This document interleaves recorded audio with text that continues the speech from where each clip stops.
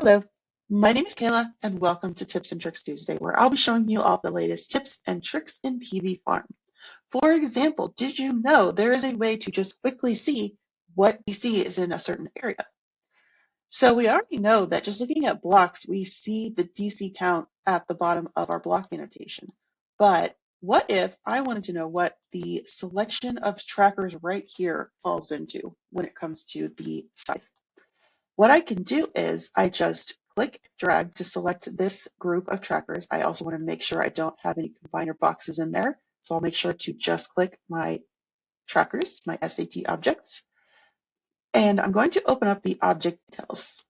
So in the object details right up top, you see a bunch of basic information about the tracker series type that is selected.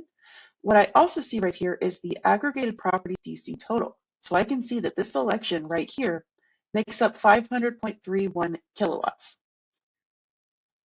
If I were to select another group of trackers, I'll see that this selection has 353.16 kilowatts worth of DC. So this is going to allow you to really quickly get an idea of the DC capacity in certain areas of your layout, which is really going to help in making decisions in your project. I hope this helps, and I'll talk to you next week.